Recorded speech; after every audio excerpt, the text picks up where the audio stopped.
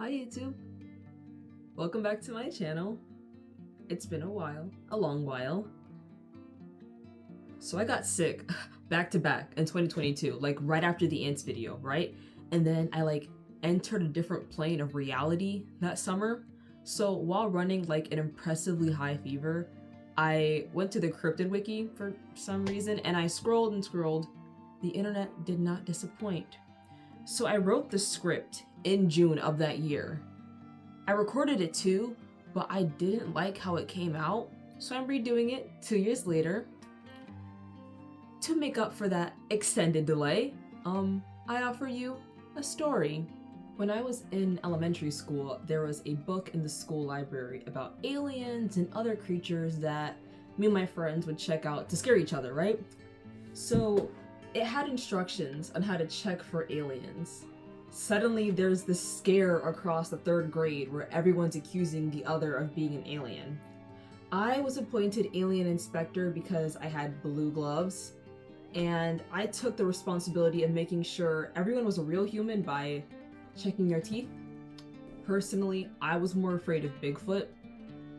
There were a lot of trees beside my room window, and every night I was terrified of seeing Bigfoot emerge from the branches to come and snatch me up. But that's probably because I had this habit of letting the History Channel play all night. So there are some pretty big deals in the world of cryptozoology. In recent years, I found them more interesting from an academic standpoint rather than, oh no, they're gonna get me. So in this little mini-series of sorts, I'm gonna get into some things, cryptids, creatures, and things that scare me.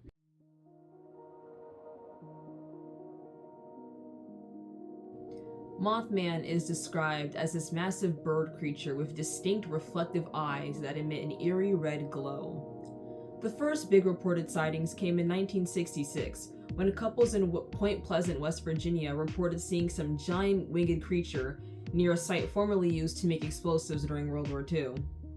Some even reported they were chased by this creature. A German Shepherd's disappearance was also blamed on Mothman later on. His supposed origins in the government explosive plant led to suspicions of the involvement of the infamous Men in Black, which is another conspiracy theory that holds all its own interpretations and consequences on its own. The legend is most commonly connected to the Silver Bridge collapse in 1967 in West Virginia. It's said that there were increased sightings of Mothman just before the tragedy. The Silver Bridge collapse killed 46 people.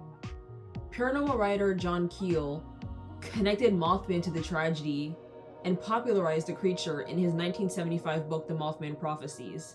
It's believed that Mothman was trying to warn them before it happened. The bridge itself was poorly built, in such a way that if one part failed, the others would go with it. The average car's weight in the 1960s had drastically increased from the car's weight in the 20s when the bridge was built. It was a holiday traffic jam that caused the bridge to break. Where some would say Mothman tried to warn us, others would say that he's responsible. He's also said to have warned of the infamous 1986 Chernobyl nuclear accident. Most authorities say it was likely some kind of crane not native to the area that drew the attention of the locals. That's a boring explanation. Too boring to be the truth.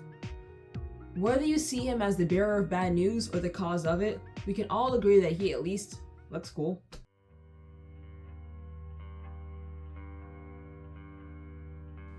Alright, moving up to my home state. The Jersey Devil has several different origin stories, but I'm going to go ahead and read you the one straight off the government website. On a dark and stormy night in 1735, something terrible happened in the Pine Barrens near Leeds Point. The thunder howled and the wind roared outside. Inside a small house, Mother Leeds was giving birth to her 13th baby. No one knew for sure exactly what happened, but people had lots of ideas. That night, the Jersey Devil was born. It's somewhat agreed upon in the various legends that Mother Leeds was a poor woman, and she cursed this 13th baby that would only push their family further into poverty. Some say she forgot about the curse until one day the baby turned into this, while others say it was just born like that, which I think is more tragic for her, if anything. It then attacked its own mother and everyone else in the room, and then took off into the night. It would be spotted in the more rural parts of New Jersey and blamed for typical bad luck like crop failure and livestock death. SCP-4059 is also based on the Jersey Devil, though it's a little bit different from the origin story that we're familiar with. Being real for a moment, as well as placing it in its historical context, the Leeds family was real, and they have descendants living in Jersey to this day. The fantastical story might have a grain of truth to it as well, though not nearly as dramatic. Birth defects and deformities were seen as divine punishment, very much in line with Mother Leeds' curse. Perhaps they did have this badly deformed child and people talked, as they do, and created a legend out of this. To return to the lighthearted, scary monster view, some people really start shaking and crying when they think they've seen it. A particularly alarming incident was reported by a Trenton councilman in 1909. Reports of flapping wings and hoofprints came from all over Jersey and Pennsylvania. Workers were afraid to go through the woods and schools closed.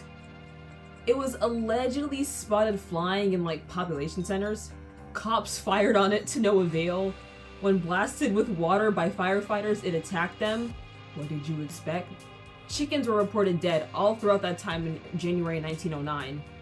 Many people, such as the linked Weird NJ article, have had personal encounters with the beast and swear that they're certain. I'd also like to add this from the government website because it's too funny to leave out. It's very ugly and people are terrified after seeing it. Leave my boy alone. I would be terrorized in the state of New Jersey if I looked like that too.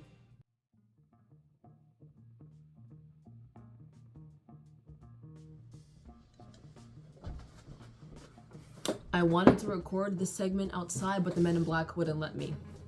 So Bigfoot is supposed to be this big, beefy, hairy guy running around the woods, and it's very popular in North American pop culture. We've all heard of this guy. I'm not going to regurgitate the same stuff you already know. Instead, I'm going to present a theory that is kind of out there. So, there is a theory that Bigfoot is the biblical Cain. You know, the son of Adam and Eve. The first killer, ever. So, in biblical tradition, when Cain left the land of his parents, God essentially said that he would forever be a wanderer of this earth. He would never settle, and he would never die.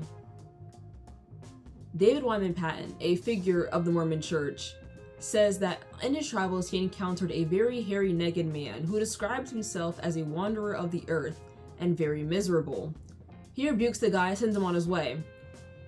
But there are some connections that can be made from this anecdote.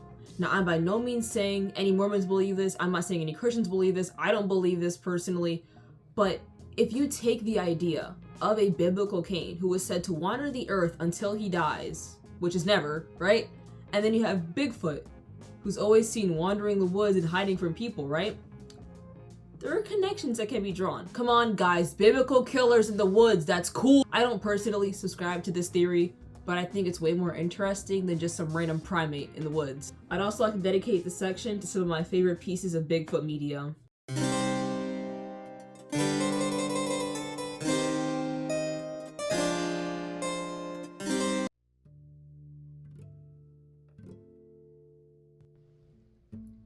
The Chupacabra is a creature whose existence as a cryptid has been hotly debated. Its name translates to goat sucker for its tendency to drain small animals of their blood. It's often cited as the culprit for the death of cats, dogs, chickens, sheep, and cattle are also frequent victims, raising the most concern for the farmers who reported these sightings. Its penchant for exsanguination has earned it the title of vampire. Reports of the Chupacabra largely come from the southern US and Latin America. The general consensus of the appearance is a red-eyed, dog-like creature with fangs and claws, but it's also reported to either be scaly or smooth-skinned, and it walks on either 2 or 4 legs. There appear to be several subspecies of the creature, which explains the disagreeing appearances, I guess. The report that incited the Chupacabra craze is said to be that of Puerto Rican woman Madeline Tolentino in 1995. She claimed she saw it through her window. Sightings continued into the 2000s when the description began to match the smooth-skinned dog creature rather than the alien-like creature that she had reported. These new reports allowed for the collection of the carcasses of suspected chupacabras, allowing for scientists to start getting some answers. I'm about to be boring again. Writer and researcher Brian Radford embarked on a years-long journey to discover the truth of Chupacabra. He looked at the Tolentino report and the findings from the scientific examinations, so the dead Chupacabras were found to be dogs and coyotes, many of which suffered from mange.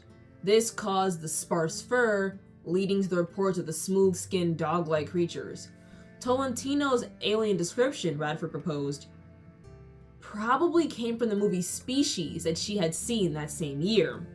She herself remarked that the titular creature bore a striking resemblance to the Chupacabra. Regardless of what Radford's research produced, however, reports of a goat-hating creature in the south appear every few years and put farming communities on high alert.